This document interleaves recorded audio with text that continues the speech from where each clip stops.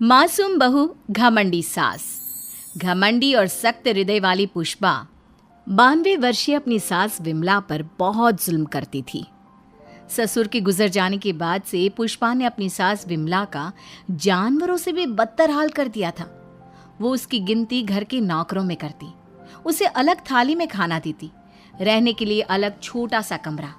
ये सब देख पुष्पा के पति आलोक को बेहद दुख होता, लेकिन वे चाह कर भी ना कुछ कह पाते ना कुछ कर पाते। एक तरफ उसकी 92 वर्षीय वृद्ध माँ थी, तो दूसरी तरफ उसकी धर्मपत्नी। वो करता भी तो क्या करता, वो असमंजस में पड़ गया था। तभी एक दिन पुष्पा अपने पति आलोक से कहती है, सुनो जी, मैं सोच रही थी क्यों ना अपने बेटे राहुल की भी शादी करा दे। देखो ना, घर का सारा काम मुझे अकेले करना पड़ता है और वो बुढ़िया की देख रेख भी मुझे ही करनी पड़ती है। मुझसे नहीं होता ये सब। ठीक है, हम राहुल के लिए लड़की देखना शुरू करते हैं। वैसे भी अब उसकी उम्र हो चुकी है। पुष्पा राहुल की शादी के बारे में सोचकर मन ही मन खुश होने लगती है। दरअसल पुष्पा अपने लिए एक ऐसी बहू की तलाश में है जो गाय से भी ज्यादा सीधी और कोयल से भी ज्यादा मीठी हो। बहुत ढूंढने और जांच परखने के बाद देविका के साथ आखिरकार उसकी तलाश पूरी होती है। वो देविका को राहुल के लिए पसंद कर लेती है और एक अच्छा सा मुहूर्त देखकर उनकी शादी करा देती है। ऊंचे संस्कार और सरल स्वभाव वाली देविका ने ससुराल में पहले दिन से ही सबका दिल जीत लिया। वो रोजाना अपने ससुराल में दिन की शुरुआत पूजा पाठ से करती और सबका अच्छे से ख्याल रखती। एक दिन देविका सबके लिए डाइनिंग टेबल पर प्लेट लगाती है। सभी लोग टेबल के पास आकर बैठ जाते हैं। देविका अपनी दादी सास का भी हाथ पकड़कर उन्हें डाइनिंग टेबल पर बिठाती है और उन्हें खाना परोस ही रही होती है कि पुष्पा उसे रोक लेती है। ठहरो देविका। क्या हुआ मम्मी जी? देविका, तुम इस घर में नई हो इसलिए शायद तुम्हें पता नहीं। तुम्हारी दादी सास के लिए अलग थाली है, वो इस थाली में नहीं खाती। देविका मुड़कर विमला की तरफ देखती है और फिर अपनी सास पुष्पा से प्रश्न करती है, लेकिन मम्मी जी, रसोई में तो यही प्लेट थी। तुम यहीं ठहरो, मैं इनके लिए प्लेट लेकर आती हूँ। पुष्पा रसोई में किसी कूड़ेदान की तरह पड़ी प्लास्टिक की प्लेट लेकर आती है और उसी में विमला के लिए खाना लगाती है। जब ये सब देविका देखती है तो वो आश्चर्य में पड़ जाती है और फौरन उठकर रसोई घर से दूसरी प्लास्टिक की प्लेट भी ले आती है। अरे बेटा, ये दूसरी थाली तू किसके लिए लाई है? देविका मासूमियत के साथ जवाब देती है, आपके लिए मम्मी जी। हाँ, मेरे लिए? पर क्यों? माँ जी, जब आपने अपनी सास यानी मेरी दादी सास को प्लास्टिक की प्लेट में खाना लगाया तो मैं समझ गई कि यह ज़रूर आपके घर की कोई परंपरा होगी, इसलिए मैं आपके लिए भी ये प्लास्टिक की प्लेट ले आई। अब आप अपनी सास के लिए इस प्लेट में खाना लगा दीजिए और मैं अपनी सास के लिए इसमें खाना लगा देती हूँ। देविका की बातों से पुष्पा हैरान हो जाती है।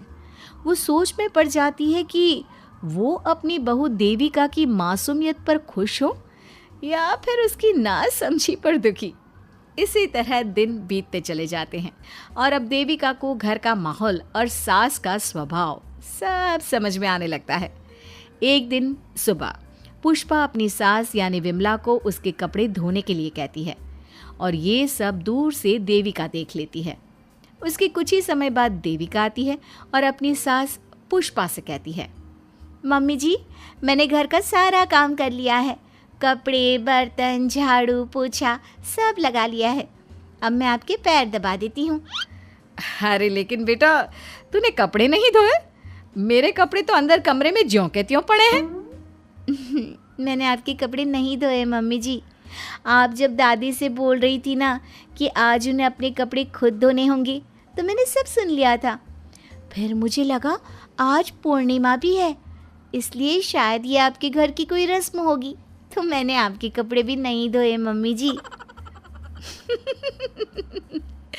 देविका की बातें सुनकर पुष्पा अपना सर पकड़ लेती है और मन ही मन कहती है, ये तो ज़रूरत से कुछ ज़्यादा ही सीधी है। अब क्या करूं मैं इसका? इस बुढ़िया ने मुझे परेशान करके रख दिया है। एक तरफ वो ज़रूरत से ज़्यादा सीधी मेरी बहू, जो मेरी हर हरकत को इस घर का रिवाज समझ लेती है, और दूसरी तरफ ये बुढ़िया जो रोज अपना बिस्तर गंदा कर देती है। आए बुढ़िया, अब कौन करेगा ये बिस्तर साफ? बाहर से नौकर बुलाने पड़ेंगे क्या? चल जल्दी से अपना बिस्तर साफ कर, गंद मचा कर रखा है।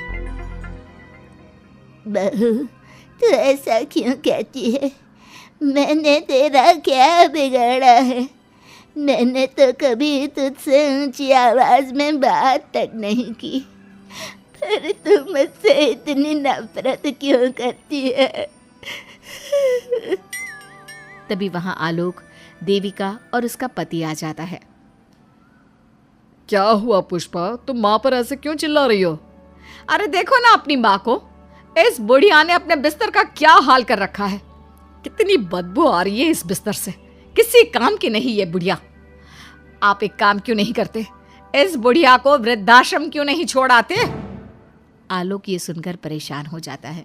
वो मन ही मन अपनी माँ से अपनी गलतियों की माफी तो मांगता है, लेकिन जुबान से कुछ नहीं बोलता। बहू, ऐसा मत कर बेटा, तू जैसा बोलेगी मैं ठीक वैसा ही करूँगी। मैं अभी इस बिस्तर को साफ कर देती हूँ, पर प्लीज मुझे इस घर से मत निकाल। यह घर मेरे पति की आखिरी निशानी है। मैं अपनी अंतिम सांस तक इसी घर में रहना चाहती हूँ। माँ जी, दादी सास का बिस्तर मैं साफ कर दूंगी और अब से आपको कोई शिकायत का मौका भी नहीं दूंगी। आप प्लीज दादी को वृद्धाश्रम मत भेजिए। हाँ माँ, दादी को रहने दीजिए ना यहीं पर, उनके बिना ये घर बिल्कुल अच्छा नहीं लगेगा।